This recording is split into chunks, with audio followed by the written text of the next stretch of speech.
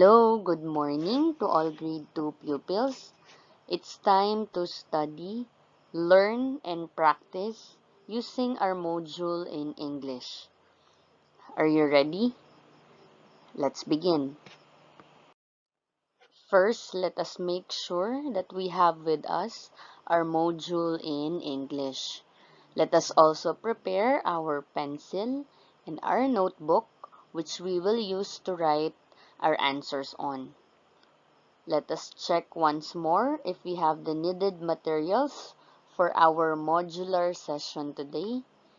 Module in English, check. Pencil, check. Notebook, check.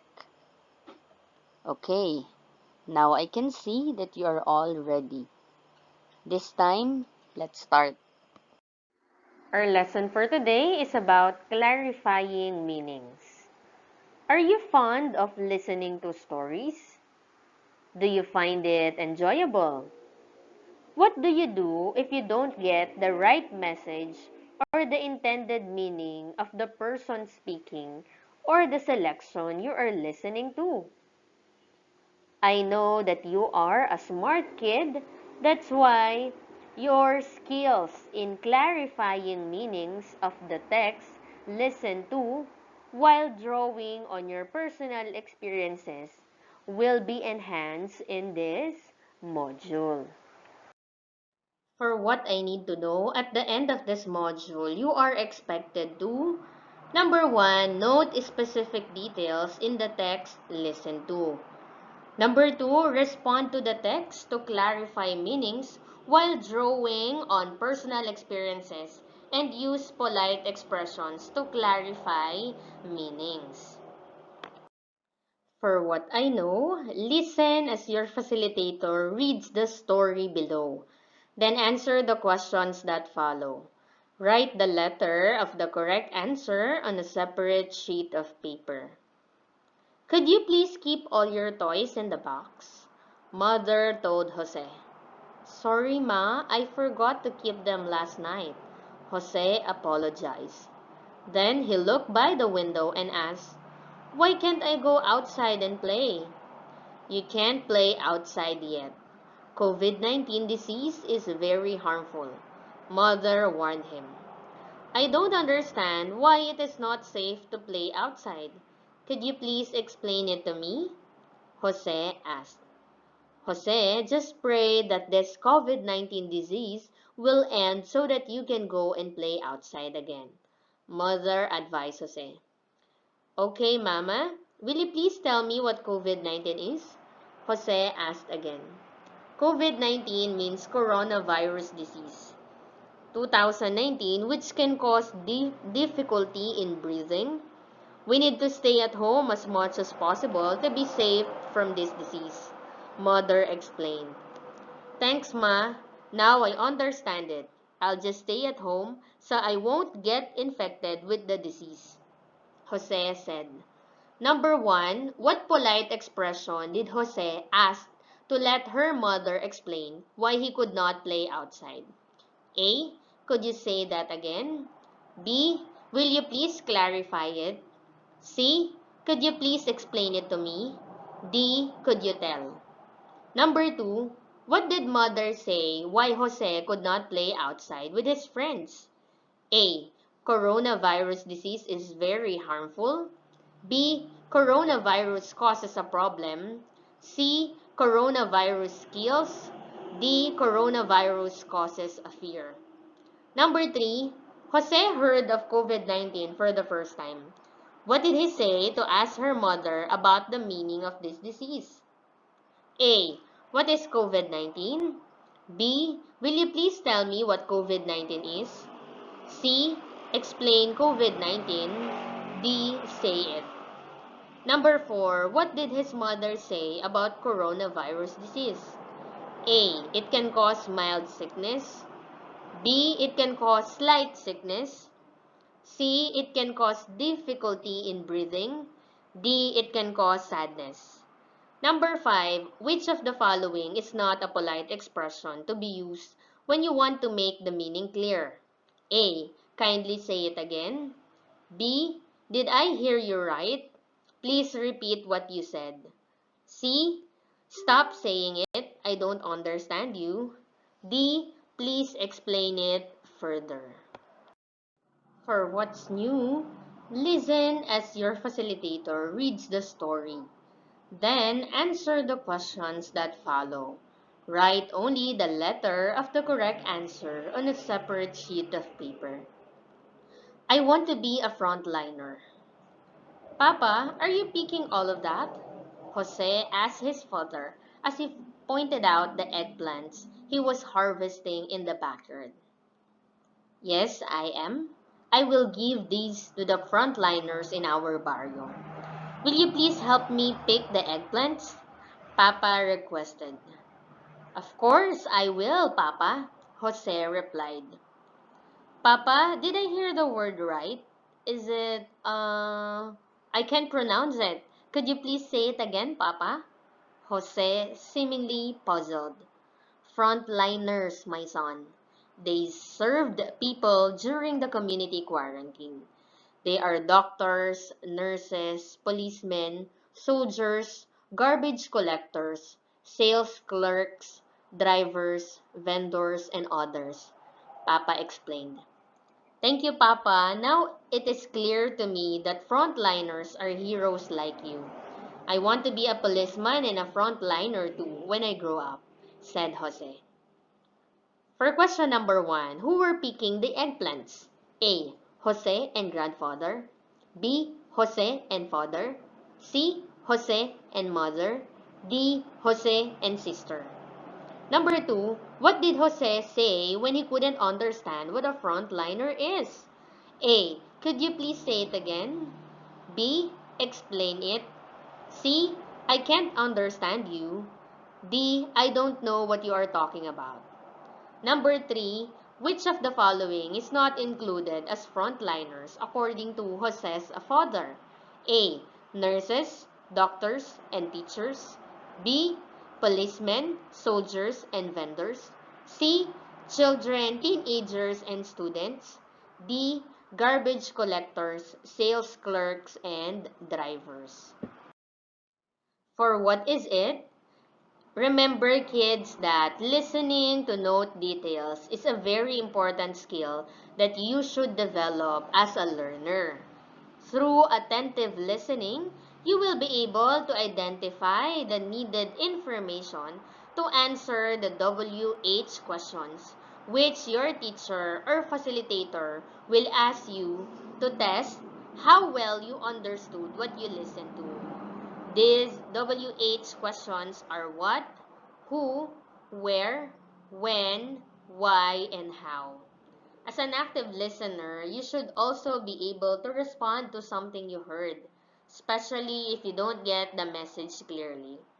But always remember that if you want to clarify meanings from someone speaking, you have to use polite expressions. Here are some polite ways to clarify meanings. Number 1, you may use request sentences such as, please repeat it, explain it well, please, kindly say it again, come again, please. Number 2, you may ask a question. Could you please repeat it? Will you please explain it? Can you say it again? Would you please tell me? Excuse me, can you say it again? What do you mean by that? Number 3, another way of clarifying meanings is through repetition. Repeating the idea of what the speaker has said indicates that you want to make the meaning clearer. I brought you a washable face mask, my son. Use it every day when you go out, father said. Really? You brought me a washable face mask? Brian clarified. For what's more, the directions, listen carefully as your facilitator reads the story. Then answer the questions that follow. Write only the letter of the correct answer on a separate sheet of paper. A sound for food. Pit, pit. This is the sound that signaled the coming of a truck loaded with food packs to be distributed to our barrio. As the delivery personnel arrived, Mama excitedly pulled out our chair from the house and placed it by the door. Mama, why are they always giving us food packs? I asked my mother. Jose, my son, these food packs are called relief goods. Relief goods? I asked again. Yes, my son. Relief goods are given by our local government to help the families who are greatly affected by the COVID-19 disease. My mother explained. Mother, do you mean we don't pay for this? Are these for free? Could you please tell me more about it? I asked and requested my mother. You are right, my son. Mostly, these relief goods are rice noodles, sardines, and corned beef so that the affected will have some food served on their table. My mother clarified. Thank you, mother, for telling me this. It is a new learning for me, I said. For our number one question, how did Jose express that he did not clearly hear the word relief goods his mother was trying to say? A. By saying a request sentence. B. Asking his mother using polite expression. C. By repeating the word. D. Asking his mother twice. Number 2, for whom are the relief goods given?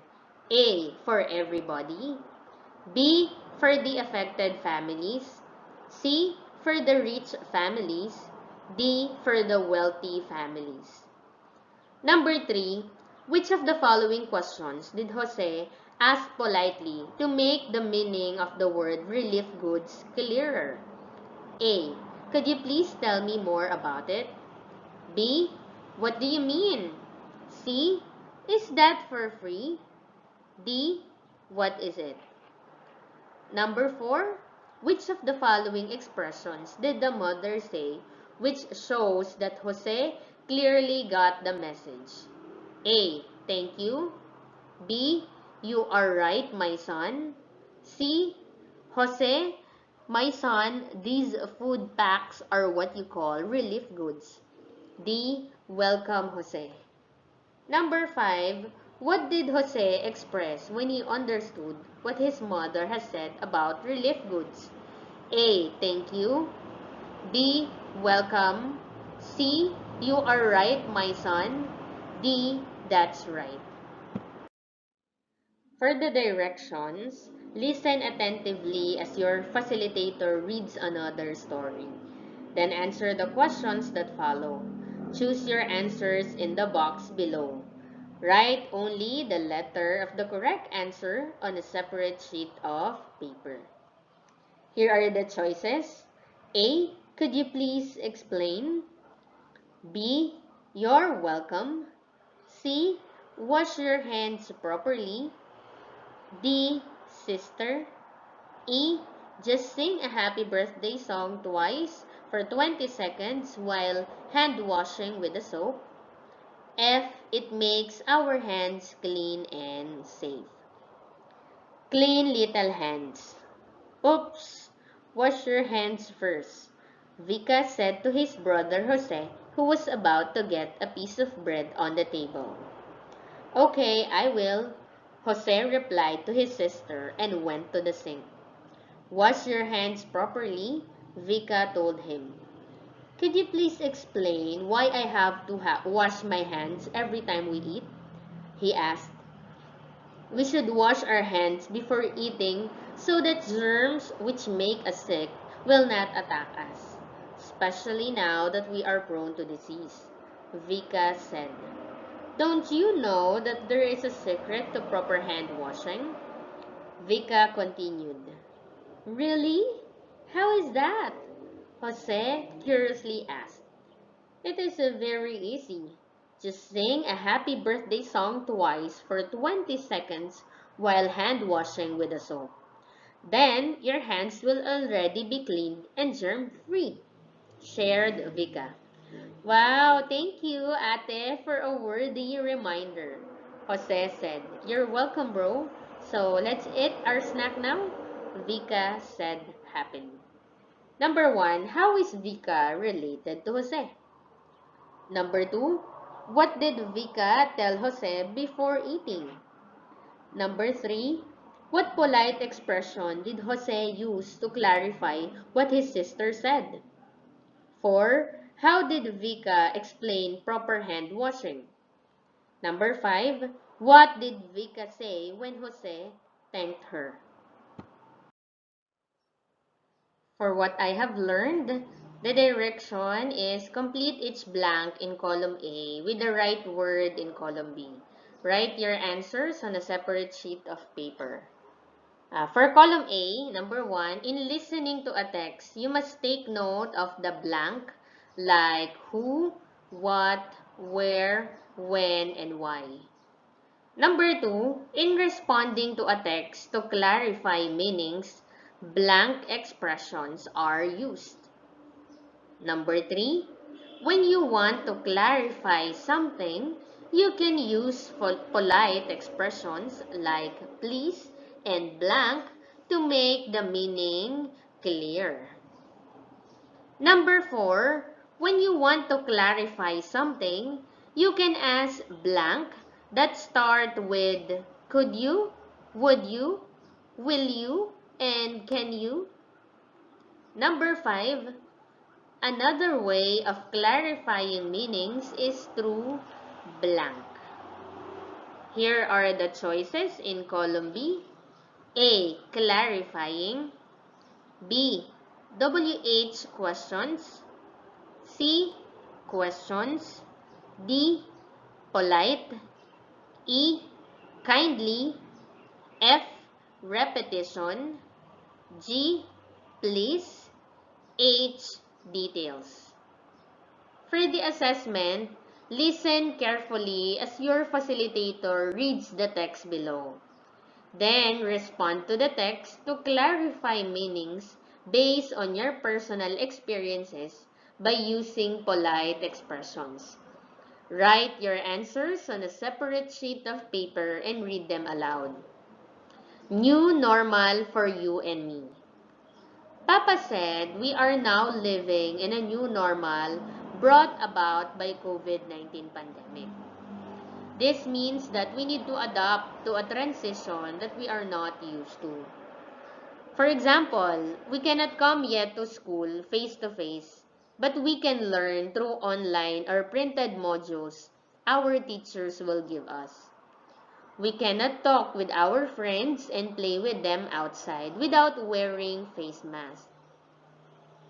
Oh, I really miss my school. I pray that this health problem we are facing will soon end. For additional activities, with the help of your mother and or father, read the polite expressions below and then say them aloud. Kindly say it again. Explain it well, please. Come again, please. Could you please repeat it? Will you please explain it? Can you say it again? Would you please tell me? Excuse me, can you say it again? What do you mean by that? Thank you, kids. Remember, as an active listener, you should also be able to respond to something you heard, especially if you don't get the message clearly. But always remember that if you want to clarify meanings from someone speaking, you have to use polite expressions. This is Teacher Carmela M. Santos leaving you with a message. Patuloy na magbasa, patuloy na matuto, patuloy na magsanay, #project appear. See you then!